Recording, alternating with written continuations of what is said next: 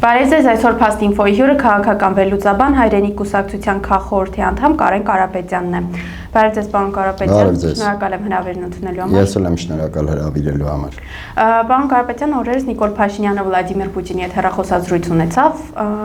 Ինչ հետևություններ կարող ենք անել այս հեռախոսազրույցից, արդյոք սա պարզապես դիվանագիտական հերթական քայլներ, թե օրինակ Փաշինյանը փորձում էր մեղմել Երևան-Մոսկվա լարվածությունը։ Նախաձեռնությունը հայկական կողմինն էր, ինչը խոսում է, որ ընդհանրապես դիվանագիտական քայլ չէր, կյանքը ցույց տվեց այն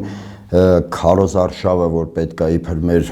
ծաղիկները, մեր, չգիտեմ, պոմիդորները, վարունգները, ձմերուկները այդ ամենը գրավեն եվրոպական շուկան, այդպես չեղավ։ Մարդիկ հիմա կանգնած են կոլապսի առաջ, վարկեր, պարտքեր, տնտեսություն եւ ակնհայտ է, որ չեն կարողանում իրացնել իրենց արտադրանքը։ Ռուսական շուկան մեր համար աստիճանաբար փակվում է գրեթե ամբողջությամբ, իսկ եվրոպական շուկան չի բացվում։ Եվրոպական շուկան չի էլ կարող բացվի, որովհետև եթե նույնիսկ մեր արտադրանքը արտահանվի Եվրոպա, պետք է հաշվի առնենք, որ չի կարող մրցակցային լինել օրինակ թուրքական պտուղ բանջարեղենի հետ եւ հաշվի առնելով այդ պայմանները, հաշվի առնելով տնտեսության հնարավոր փլուզումը, նաեւ հաշվի առնելով այն հսկայական բողոքի դժգոհության ալիքը, որը կարող է առաջանալ հանրության մոտ, Նիկոլ Փաշինյանը փորձ արեց մեղմել Ռուսաստանի վերաբերմունք Հայաստանի նկատմամբ եւ նախաձեռնեց հեռախոսազանգ Պուտինի հետ, թե հիմա ինչքանով դա իր արդյունքները կտեսնենք ապագայում, առ այս պահը որևէ արդյունք չի տվել այդ հեռախոսազանգը, որովհետև ռուսական շուկան շարունակում է աստիճանաբար փակվել, իսկ եվրոպական շուկան չի բացվում։ Նիկոլ Փաշինյանը պետք է նաև հաշվի առնել, որ Եվրոպան երբևէ չի էլ աջակցելու մեր տնտեսվարողներին այն մասշտաբով, այն աստիճանով, ինչը որ խոստանում է։ Միշտ խոստումները այլ բան են, սակայն իրականությունը միանգամայն այլ բան։ Մեր հասարակությունը կանգնել է փաստի առաջ, որ որքան էլ նրան տրվի խոստումներ, որ 2029 թվականին կբացվի կազատականացվի վիզաների ռեժիմը, մենք հանգիստ կարող ենք գնալ, բայց մինչև 2029 թիվը դեռ մարդիկ պետք է ապրեն, այն էլ հարցական է 2029 թվականին այդ ամենը, որը խոստացվում է, կյանքի կոչվի թե ոչ, որովհետև նույն վիզաների հետ կապված նայեք, երբևէ չի եղել դեպք, երբ մարդիկ ցանկանան գնալ որպես զբոսաշրջիկ եվրոպական երկրներ եւ բախվեն այս աստիճան բարդությունների, որ ենթադրենք, եթե դու ուզում ես ամառը գնալ հանգստանալու, պետք է վիզայի համար հերթագրվես դեռևս ձմռան է, այն էլ հարց է, երբ որ հերթը հասնի այդ վիզան կտրամադրեն, թե չէ։ Այնինչ մի քանի տարի առաջ բավականին հեշտ էին մարդիկ ստանում։ Հիմա նայեք, մենք ընտրել ենք իբր արտաքին քաղաքականության կուրսը դեպի Եվրոպա, սակայն բարդանում է թե վիզաների տրամադրումը, թե տնտեսվարողները հայտնվում են կոլապսի առաջ։ Եվ հաշվի առնենք, որ միայն տնտեսվարողների հարցը չի, յուրաքանչյուր տնտեսությունում նաև կան մարդիկ, որոնք աշխատում են, այդ աշխատավարձով ընտանիք են պահում, այլ խոսքով ասած, հանրությունը կանգնում է գործազրկության մի մեծ խնդրի առաջ, չի կարողանում իրացնել իր արտադրանքը եւ գործազրկությանը հաջորդում է մեր ժողովրդի լեզվով ասած տակ տալու գործընթացը։ Մարդիկ չեն կարողանում ոչ վարկերը փակել, ոչ էլ կարողանում են այն ծախսերը փակել, որոնք որ ներդնում են այդ արտադրանքը ստանալու համար։ Հետո հիշեցրիք նաև այդ զանգի հետ կապված, հիշեցի, որ Նիկոլ Փաշինյանը ինչ-որ բողոքում էր, թե ինչ-որ ակնարկում էր, որ Պուտինը իրեն չի շնորհավորել։ Ամենայն հավանականությամբ Նիկոլ Փաշինյանը խորհրդարանական ընտրությունները շփոթում է նախագահական ընտրությունների հետ։ Նիկոլ Փաշինյանը դեռևս չի հաղթել որպես վարչապետ։ Ընդամենը քաղաքացիական պայմանագիր կուսակցությունն է հաղթանակ գրանցել։ Հիմա մի կողմ դնենք, թե ինչ միջոցներով է գրանցել, փաստը արձանագրենք, որ քաղաքացիական պայմանագիրն է ընդամենը հաղթանակ արձանագրել այս ընտրություններում։ Սակայն թե ով կլինի վարչապետը, ով է ասում, որ անպայման պետք է Նիկոլ Փաշինյանը լինի վարչապետ։ Կարող է Արթուր Հարությունյանն է լինում վարչապետ կամ չգիտեմ Արայիկ Հարությունյանը եւ հետեւաբար Պուտինը ամենայն հավանականությամբ կշնորհավորի Արթուր Հարությունյանն էր, չէ՞, կամ Արայիկ Հարությունյանին։ Պարոն Կարապետյան, Նիկոլ Փաշինյանի հետ հեռախոսազրույցից հետո արդեն Վլադիմիր Պուտինի նախաձեռնությամբ հեռախոսազրույց է տեղի ունեցել նաև Իլհամ Ալիևի հետ։ Ինչ է սա նշանակում։ Պուտինը հստակ ամենայն հավանականությամբ այդ հեռախոսազրույցը նպատակ է հետապնդում բալանսավորել Ռուսաստանի արտաքին քաղաքականությունը տարածաշրջանում։ Եթե մի կողմից Նիկոլ Փաշինյանն է նախաձեռնում հեռախոսազրույց Պուտինի հետ, մյուս կողմից Պուտինն է նախաձեռնում հեռախոսազրույց Իլհամ Ալիևի հետ։ Դա նաև ինչ-որ միջափով հուշում է այն մասին, որ այս պահի դրությամբ Ադրբեջանը Ռուսաստանի համար ավելի կարևոր գործընկեր է, ռազմավարության տեսանկյունից ավելի մեծ նշանակություն ունի, քան թե Նիկոլ Փաշինյանը, քան թե Հայաստանը։ Հայաստան ասելով նկատի ունեմ ներկա իշխանության գլխավորությամբ։ Հակառակ դեպքում մենք կտեսնենք նախաձեռնություն նաև Ռուսաստանի կողմից հեռախոսազանգ Հայաստանի իշխանություններին, բայց տեղի է ունենում միանգամայն հակառակը։ Կարծում եմ, սա փորձ է արվում բալանսավորել, որպեսզի ինչ-որ ազդակներ չհղվեն այս կամ այն կողմին, որ ենթադրենք Հայաստանը կրկին ցանկանում է վերադարձնել իր նախկին դիրքերը Ռուսաստանի հետ կապված։ Պարոն Կարապետյան, տեսեք, վերջին շրջանում նաև ակտուալ է դարձել այն թեման, թե արդյոք Հայաստանում ընդհանրապես տեղի կունենա հանրաքվե ԵԱՏՄ հարցերով, թե ոչ, եւ փորձագետները օրինակ նշում են, եթե Հայաստանի իշխանությունները պատրաստ են Ալիևի պահանջով հանրաքվե իրականացնել սահմանադրություն փոխել, ապա Մոսկվայի պահանջով կարող են նաև հանրաքվե իրականացնել ԵԱՏՄ թե ԵՄ ուղղությունների մասով։ Ձեր դիտարկմամբ իրապես Մոսկվան այսպես կոշտ եւ վերջնագրի տեսքով Հայաստանից պահանջում է հանրաքվե իրականացնել։ Չեմ կարծում, որ նպատակը հանրաքվեի իրականացնումն է, իրական նպատակը պարզապես ճնշումն է Հայաստանի իշխանությունների նկատմամբ։ Իմ խորին համոզմամբ Հայաստանը երբևէ չի լինելու ԵՄ անդամ։ Եվ իմ խորին համոզմամբ Հայաստանը որևէ տեղ չի կարող փախչել ԵԱՏՄ-ից, թեպետ Ռուսաստանը դնում է պահանջ կամ դուրս եք գալի ԵԱՏՄ-ից, եթե դուրս եք գալու հապկից, որովհետև եթե դուրս եք գալի մեկից, պետք է դուրս գաք նաև մյուսից, սակայն առ այս պահը Հայաստանը դուրս չի եկել նույնիսկ հապկից։ Հետևաբար այդ հանրաքվեն իրատեսական չէ, այդ հանրաքվեն երբևէ տեղի չի ունենալու։ Իհարկե, եթե շատ մեծ ճնշումներ լինեին, եթե իրականում իրոք Ռուսաստանը նպատակ դրված լիներ, որպեսզի Նիկոլ Փաշինյանը Հայաստանում իրականացնի հանրաքվե, գուցեև Նիկոլ Փաշինյանը գնար այդ քայլին։ Նայեք, Ադրբեջանի կողմից կա պահանջ, որպեսզի հանրաքվե իրականացվի սահմանադրության փոփոխության հետ կապված եւ որպեսզի սահմանադրությունից հանվեն այն հղումները, որոնք արվում են անկախության հռչակագրին։ Նիկոլ Փաշինյանը դա մանիպուլացնում է ու ներկայացնում է որպես Հայաստանի ներքին օրակարգ։ Իբր Ադրբեջանը չի մեր հուշողը, իբր մենք վաղուց դեռևս նպատակադրվել էինք, որ պետքա սահմանադրական փոփոխություններ իրականացնենք եւ հանրաքվեի, իհարկե հանրաքվեի միջոցով, սակայն դա մանիպուլյացիա է, որովհետեւ ակնհայտ է, որ այդ գործընթացը տեղի է ունենում Ադրբեջանի պահանջով։ Նույնը կարող է տեղի ունենալ նաև ԵԱՏՄ, ԵՄ այդ հանրաքվեի հետ կապված եւ Նիկոլ Փաշինյանը փորձի մանիպուլացնել, թե իբր իրենք են այդ օրակարգը բերում Հայաստանի ներքին քաղաքական դաշտ եւ իբր իրենց նախաձեռնությամբ է տեղի ունենալու հանրաքվե, եթե իհարկե այդ հանրաքվեն լինի, սակայն երբևէ նման հանրաքվե չի լինելու, Հայաստանը երբեք չի կանգնելու նման երկընտրանքի առաջ, այսինքն ժողովուրդը չի կանգնելու նման ընտրության առաջ, Հայաստանը երբեք չի լինելու ԵՄ անդամ։ Սա թող մեր դիտողները ակնհայտ ֆիքսեն, որ նման բան երբևէ տեղի չի ունենալու։ Օրինակ նայեք, Վրաստանը երկար տարիներ փորձում էր դառնալ ԵՄ անդամ, սակայն իշրջադարձ նորից գնաց դեպի Ռուսաստան։ Ես չեմ ասում, որ անպայմանորեն մենք պետք է մինչև վերջ կախված մնանք Ռուսաստանից, սակայն պետք է հաշվի առնել այն իրողությունները, որոնք առկա են տարածաշրջանում, եւ չպետք է ցանկալին դնել իրականության տեղ։ Երբ որ քաղաքականության մեջ դու առաջնորդվում ես գետնից կտրված եւ առաջնորդվում ես ընդամենը քո ցանկություններով, հաշվի չես առնում իրողությունները, դու բախվում ես աղետի։ Տեսեք, կանխատեսումներ կան, որ մինչև տարեվերջ, օրինակ դեկտեմբերին Հայաստանը կարող է ընդհանրապես սառեցնել իր անդամակցությունը ԵԱՏՄ-ին, իսկ էներգակի գները կարող են բարձրանալ։ Այս դեպքում ինչ է սպասվում Հայաստանի, ընդհանրապես հայ ժողովուրդը հասկանում է ինչ է կատարվում, իսկ իշխանությունները պատրաստ են նման սցենարի։ Իհարկե հայ ժողովուրդը իր մաշկի ոչ թե հասկանում է, այլ իր մաշկի վրա է զգում այն ամենը, ինչ կատարվում է։ Հայաստանը չի կարող սառեցնել իր անդամակցությունը ԵԱՏՄ-ին, որովհետև եթե Հայաստանը սառեցնում է իր անդամակցությունը, ապա պարզապես զրկվում է ցանկացած արտաքին շուկայից։ Հայաստանը այն ինքնաբավ պետությունը չէ, որպեսզի կարողանա իր ներքին շուկայով գոնե 1-2 տարի, այսպես ասած, յոլա գնալ, մինչև տեսնենք ինչ է լինելու։ Եթե նա սառեցնում է ԵԱՏՄ-ում իր անդամակցությունը, սակայն մուտք չի գործում եվրոպական շուկա մուտք գործելուց էլ մրցունակ չէ եվրոպական շուկայում, ապա հասարակությունը պարզապես աղետի առաջ է կանգնելու եւ մենք նույնպես, որը թվում է մենք տնտեսվարող չենք, չունենք բիզնես, չունենք, ասենք, սեփական գործ, որը կապված է արտահանումների կամ ներմուծումների հետ, սակայն մենք ինքներս էլ ենք բախվելու այդ աղետին, որովհետեւ մենք այս հասարակության բաղկացուցիչ մասն ենք, ապրում ենք այս երկրում, տեղի է ունենալու սարսափելի գնաճ եւ տեղի է ունենալու տնտեսության պարզապես փլուզում։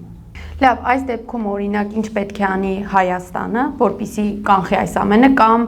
հարցս այլ կերպ ձևակերպեմ, ինչ պետք է անի ընդդիմությունը, որպեսզի խուսափի այս ամենից, որտեղ օգոստոսի 2-ին արդեն 9-րդ գումարման խորհրդարանը սկսում է իր աշխատանքները եւ փաստացի ընդդիմությունը մտնելու է խորհրդարան։ Ես չգիտեմ ինչ պետք է անի ընդդիմությունը, անկեղծ ասած, որովհետեւ ընդդիմությունը նախ խոսք էր տալիս, որ հունիսի 8-ին մենք արթնանալու ենք այնպիսի Հայաստանում, որտեղ Նիկոլ Փաշինյանը այլևս չի լինելու։ Գումարվում էին ընդդիմության կողմից կառավարության նիստեր, կար կառավարության ղեկավար, չէ, կաբինետ կար ձևավորված, ինչ որ օրակարգ էին քննարկում եւ այլն եւ բոլորիս հավատ ոչ թե հույս, այլ բոլորիս համոզվածությամբ ներշնչում էին, որ անպայմանորեն հունիսի 8-ին Նիկոլ Փաշինյանը այլևս չի լինելու Հայաստանի վարչապետը։ Իհարկե նորմալ է նախընտրական քարոզարշավի ժամանակ, երբ որ ընդդիմությունը գնում է համոզվածության դիրքերից, խոսում է համոզվածության դիրքերից, որովհետև եթե փոքր-ինչ կասկածամտություն լինի ընդդիմության խոսքում, ապա այդ կասկածամտությունը փոխանցվելու է նաև ընտրողներին։ Սակայն այն հռետորաբանությունը, որը վերցրել էր ընդդիմությունը, որ հունիսի 8-ին կամ մենք գալիս ենք իշխանության եւ փրկում ենք Հայաստանը, կամ Հայաստան այլևս չի լինելու։ Ընտրություններից հետո անցել է տևական ժամանակ, փաստացի Հայաստանը կա, փաստացի Նիկոլ Փաշինյանը լինելու է նորից վարչապետ եւ փաստացի ընդդիմությանը չհաջողվեց հեռացնել Նիկոլ Փաշինյանին իշխանությունից։ Հիմա ընդդիմությունը պատրաստվում է խորհրդարանական գործունեության, ճիշտ է, ակնարկներ են արվում, որ ինչ-որ գաղտնի պլան կա եւ այլն, սակայն գիտեք ինչ, այդ գաղտնի պլան ածվածը միշտ էլ, այսպես ասած, զապաս արտահայտություն է, որ կարող ես օգտագործել, հետո կյանքը ցույց կտա։ Եթե կյանքը այնպես դասավորվի, որ Նիկոլ Փաշինյանը հեռանա իշխանությունից, կարող ես ասել, ահա այդ մեր գաղտնի պլանը գործեց։ Իսկ եթե չլինի, հիշում եք, չէ՞, հայտնի տեսանյութը, դե չլինի։ Հիմա, այսինքն մոտավորապես մենք այդ տրամաբանությամբ ենք կարծես թե քաղաքականությունը կառուցվում, որ դե չլինի, իսկ եթե գնա, ահա այդ գնաց մեր գաղտնի այդ պլանի արդյունքում։ Էլի եմ ասում, չգիտեմ ինչ է անելու ընդդիմությունը, որովհետև վերցրեցին մանդատները, իդեպ այդ մանդատներ վերցնել չվերցնելու հետ կապված մեր հանրությունում կա մի քիչ չափազանցված ընկալումներ մանդատների հետ կապված։ Մանդատներ չվերցնելը ինքնին չի նշանակում, որ անպայման պետք է տեղի ունենա իշխանափոխություն։ Իշխանափոխություն տեղի է ունենում, երբ որ քաղաքական միավորը ունենում է հստակ օրակարգ, կոնկրետ օրակարգ եւ այդ օրակարգից բխող գործողությունների պլան։ Եթե այդ ամենը կա, դու ուզում ես վերցրու մանդատը, ուզում ես մի վերցրու մանդատը, դու կարող ես առաջնորդվել քո օրակարգով եւ հասնել իշխանափոխության։ Իսկ եթե չկա այդ օրակարգը, եթե դու վերցնես, թե չվերցնես ընդդիմություն, մանդատները, նայեք, վերցնելու դեպքում դու անցնելու ես ճակերտավոր ասած, այսպես կառուցողական գործունեության մտնելու ես գործունեության դաշտ, խորհրդարանում ինչ-որ միշտ հակադարձնելու ես, այսինքն օրակարգի բացակայությունը հանգեցնելու է նրան, որ ընդդիմությունը միշտ դառնալու է իշխանության հակադարձողը, բայց երբեք չի կարողանալու իր սեփական օրակարգով առաջ գնալ։ Հիմա ամենակարևորը այդ օրակարգն է, կա այդ օրակարգը, թե չկա, լսելով ընդդիմադիր նորընտիր падգամավորներին տպավորություն է, որ կարծես թե չկա այդ օրակարգը, կարծես թե իրենք գնում են, այսպես ասած, մտնում են խորհրդարան, որ ԿՊ-ն ինչ ասի, իրենք վեր կենան ու ճպստեն ճակատին։ Պարոն Կարապետյան, օրինակ փորձագետների շրջանում կարծիք կա, որ ամեն դեպքում Հայաստանում առանց արտաքին միջամտության կամ աջակցության իշխանափոխություն հնարավոր չէ իրականացնել։ Դուք կիսում եք այս կարծիքը։ Չէ, մի քիչ չեմ կիսում, երբ որ մենք նման շեշտադրում ենք անում ու նման համոզվածություն ենք հայտնում, ապա մենք Հայաստանը զրկում ենք իրականում ինքնիշխանությունից։ Հավատացեք, հանրային լայն կոնսոլիդացիայի արդյունքում, լայն կոնսոլիդացիայի, իրական կոնսոլիդացիայի, ոչ թե ինչ-որ հանրահավաքներ, պարզապես ինչ-որ սեզոնային հանրահավաքներ, այլ իրական լայն այդ դժգոհության ալիքի դեպքում եւ քաղաքական գրագետ առաջնորդության դեպքում իրականում հնարավոր է հասնել իշխանափոխության առանց արտաքին միջամտության։ Մենք միշտ սովոր ենք խոսել նախադեպերով, որ չի եղել այս նախադեպը, չի եղել այն նախադեպը, օրինակ 2018 թվականին էլ չէ, առանց արտաքին միջամտության Նիկոլ Փաշինյանը ծոծորակը կտեսներ, բայց երբևէ վարչապետի աթոռը չէր տեսնի։ Սակայն եթե չի եղել նախադեպ, դա դեռ չի նշանակում, որ երբեք չի էլ լինելու։ Նայեք, նաև խոսվում է այն մասին, որ ընտրություններով հնարավոր չէ իշխանություն փոխել։ Ամեն ինչ հնարավոր է, ամենը կախված է քաղաքական գրագետ քայլերից, քաղաքական գրագիտությունից, գրագետ ու իրատեսական օրակարգից եւ հանրային լայն կոնսոլիդացիայից։ Այդ ամենի արկայության դեպքում մենք ամենևին արտաքին միջամտության կարիքը չենք ունենա եւ նույնիսկ վատել է, երբ որ իշխանափոխություն է տեղի ունենում արտաքին միջամտության արդյունքում, որովհետեւ նման դեպքում մենք մրից դուրս ենք գալիս ու ընկնում ենք մրջուրը։ Եթե մենք մշտապես մեր ներքին քաղաքական կյանքը կախված է լինում արտաքին միջամտությունից, նշանակում է մենք մշտապես սպասարկելու ենք այն աշխարհաքաղաքական կենտրոնի շահերը, որի շնորհիվ ձևավորվում է հերթական իշխանությունը։ Պարոն Կարապետյան, 9-րդ գումարման խորհրդարանը սկսելու է իր աշխատանքները առանց վեհափառի օրհնության։ Կարող ենք ենթադրել, որ ընտրություններում, այսպես ասած, հաղթանակից հետո Նիկոլ Փաշինյանը փորձում է նորից բարձրացնել եկեղեցու թեման եւ նորից շարունակել իր արշավը եկեղեցու դեմ։ Նախ Նիկոլ Փաշինյանը միանշանակ շարունակելու է իր արշավը հայ առաքելական եկեղեցու եւ վեհափառի դեմ։ 3 լրագրողների ճեպազրույցի ժամանակ Նիկոլ Փաշինյանը հայտարարեց, որ ինքը չի ճանաչում, չգիտի Գարեգին Բ անունով կաթողիկոս։ Բացի դրանից հայ առաքելական եկեղեցու դեմ գրոհը ամրագրված է նաև ՔՊ-ի նախընտրական քարոզարշավին ծրագրում եւ Նիկոլ Փաշինյանը դա ներկայացնում է իբր ժողովրդի կողմից ստացել է մանդատ ոչ միայն կալանավորելու ընդդիմախոսներին, ընդդիմադիր այս պահի դրությամբ խորհրդարանական առաջնորդներին, այլ նաև մանդատ է ստացել վեհափառի դեմ գրոհելու համար։ Իհարկե դա կեղծիք է, որևէ մեկը նրան մանդատ չի տվել ոչ մարդկանց կալանավորելու համար, հավատացեք, որևէ մեկին չի հետաքրքրում։ Դա կարող է ինչ-որ մասնավոր դեպքեր լինեն, բայց մարդիկ չեն ընտրում երկրի իշխանություն նրա համար, որպեսզի նա կալանավորի ընդդիմադիրներին։ Ընտրում են իշխանություն, որպեսզի ապահովի երկրի անվտանգությունը, ապահովի հասարակության բարեկեցությունը։ Իսկ կալանավորվի այս մեկը, թե այն մեկը, թե չի կալանավորվի, դա հանրությանը բացարձակ չի հետաքրքրում, որովհետև նրա կյանքում դա ոչինչ չի փոխում։ Նույնն էլ վեհափառի հետ կապված, որևէ մեկը նրան վեհափառի դեմ գրոհելու մանդատ չի տվել, սակայն ակնհայտ է Նիկոլ Փաշինյանը գնալու է այդ քայլին։ Նիկոլ Փաշինյանը հենց այն հանգամանքը, որ նրանք չեն հրավիրում վեհափառին ազգային ժողովի Անդրանիկ նիստը օրհնելու, մշտապես ամենայն հայոց կաթողիկոսը Անդրանիկ նիստին օրհնել է եւ տվյալ գումարման խորհրդարանը մեկնարկել է վեհափառի օրհնությամբ։ Հիմա նայեք զավեշտը որն է, ըստ տեղեկությունների խորհրդարանի աշխատանքը օրհնելու է կարգալույծ քահանան։ Նայեք, սպասվելի էր, որ վեհափառի փոխարեն գուցե հրավիրեն օրհնելու, ասենք տիրադավներից որևէ մեկին, բայց իրենք կարծես է դա էլ չեն անում։ Նրանք հրավիրում են հենց կարգալույծ քահանայի։ Սա արդեն մարտահրավեր է նետված ոչ միայն ընդդիմությանը, այլ նաև ողջ հանրության այն հսկայական հատվածին, որը դեմ է հայ առաքելական եկեղեցու դեմ գրոհին, որը դեմ է վեհափառի դեմ գրոհին։ Եվ ահա այս պահին ընդդիմությունը, որը որ անցել է խորհրդարան, ներկայացնում է ընդդիմադիր ընտրազանգվածը։ Հիմա նաև սա էլ է փորձություն ընդդիմության համար, ի դեպ երկրորդ փորձությունը, դեռևս ազգային ժողովի գումարումը չսկսած, գործունեությունը չսկսած, ընդդիմությունը միանգամից երկու փորձություն պետք է հաղթահարի։ Առաջինը պետք է երթվի այն տեքստով պատգամավորների համար նախատեսված, որը ԿՊ-ն փոփոխության է ենթարկել եւ համապատասխանեցրել է իր գաղափարախոսությանը, հանվել է երթման տեքստից հայրենիք եւ այլն նման հասկացությունները եւ վերջում պատգամավորները երթվելից վերջում պետք է գոռան փառք նահատակներին կեցե Հայաստանի Հանրապետությունը։ Գուցե լինեն առանձին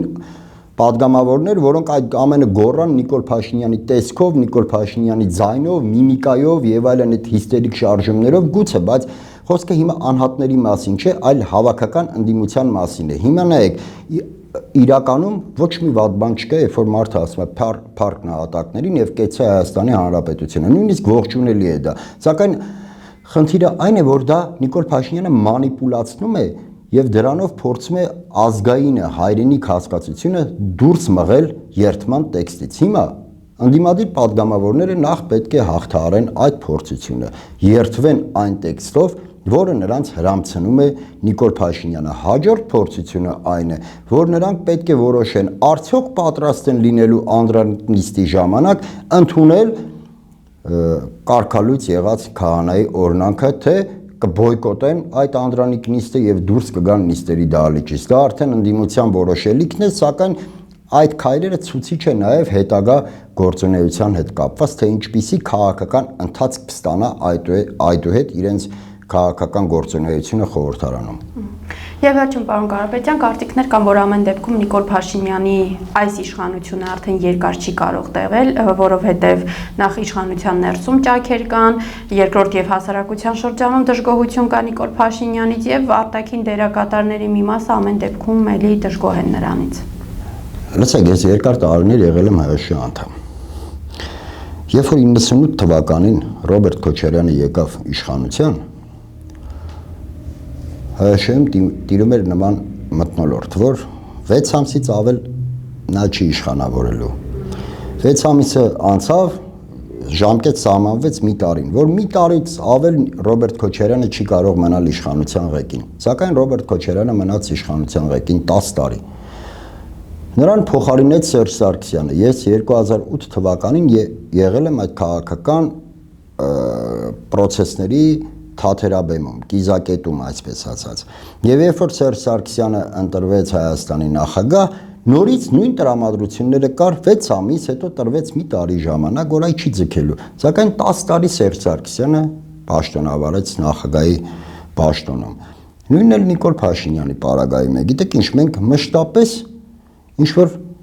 ժամկետներ ենք սահմանում, անհարկի հույսեր ենք տալիս հանրությանը, որ ահա այս ռեժիմը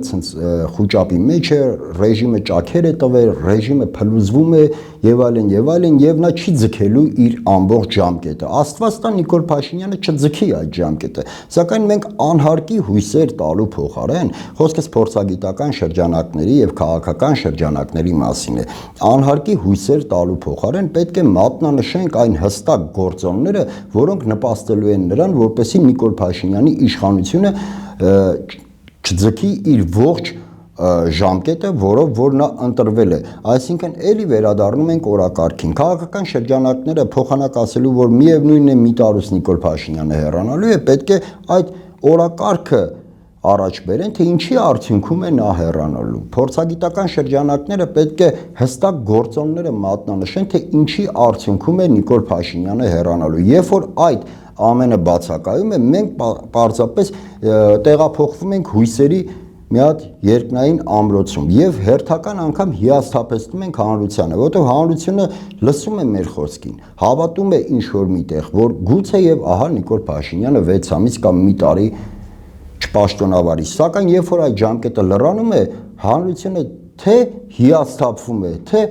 կորցնում է հավատը քաղաքական ուժերի եւ փորձագիտական շրջանակների